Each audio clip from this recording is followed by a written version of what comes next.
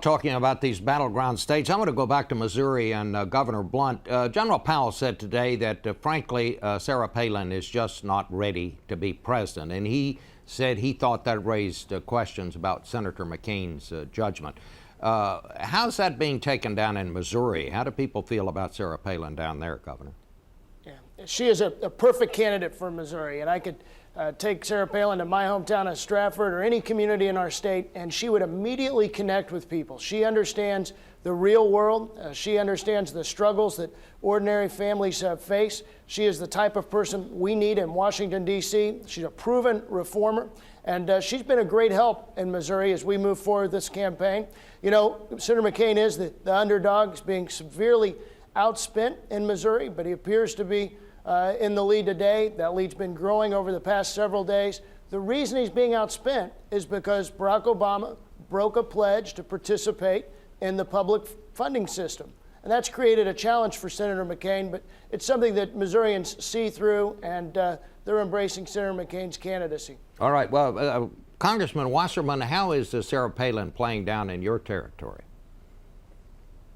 Well, I think what's happening is there's an overwhelming reaction to John McCain's extremely bad judgment. I mean, there have been several examples of John McCain's bad judgment, Sarah Palin being the top of the list as far as choices are concerned. It's Sarah Palin's selection as his running mate has really disturbed the Jewish community, which is going to be pivotal in the state of Florida. I mean, she has extreme right-wing fringe views on most of the issues that the Jewish community cares about.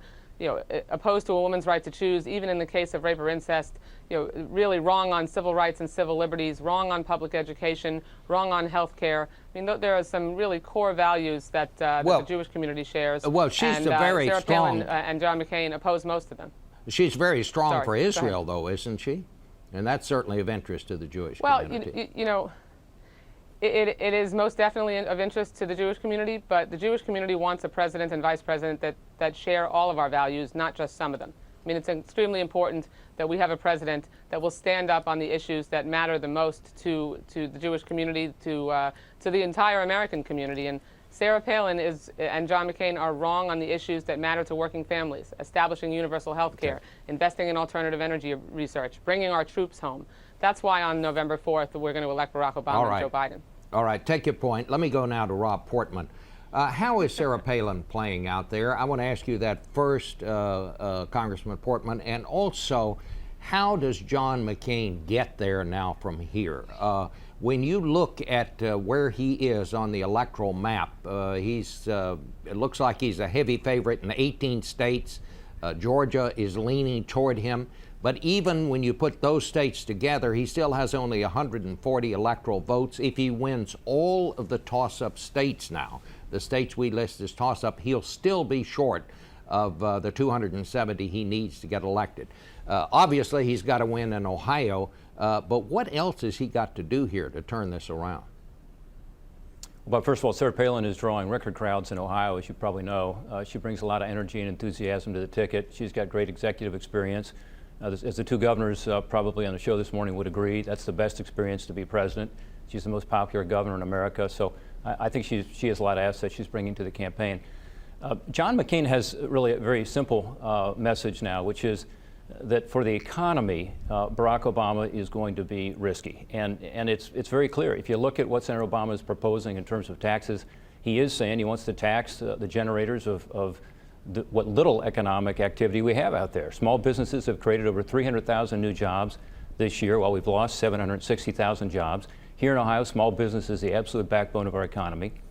And what Senator Obama is saying is that he wants to tax the most productive of those. And, you know, Joe the Plumber kind of put the face on it, but the fact is there are plumbing contractors, there are restaurant owners, there are small manufacturers, there are small software companies all around this beautiful Ohio state who are saying, look, I'm having a hard time keeping the employees I have. I want to add more employees. Don't tax me. So Barack Obama talks about spreading the wealth, but it's going to be spreading the pain to the very people who are creating jobs out there. And this is a big distinction. And then on the spending side, Bob, he's got to make the argument continually that this is not just $860 billion of new spending, but it's on top of the $700 billion that we just spent. So if he gets that message out there to Congressman, Ohio, I have to give Governor Kane, no, Congresswoman, because I have to give Governor Kane a chance to respond here. Let's Absolutely. No problem. Look, if you compare the records of and plans of Senator McCain and Senator Obama, what you see is it's Senator Obama that is going to do tax relief for the middle class. Joe the Plumber gets a tax break under Senator Obama's plan, not under Senator McCain's. Senator Obama has tax relief for the middle class and also for small businesses. There's not a single proposal that Senator McCain has which would give most small businesses anything in terms of relief. To the contrary, the combination of his plans, especially with his proposal to radically change the nation's healthcare system, would mean an awful lot of small businesses wouldn't be providing health insurance to their employees.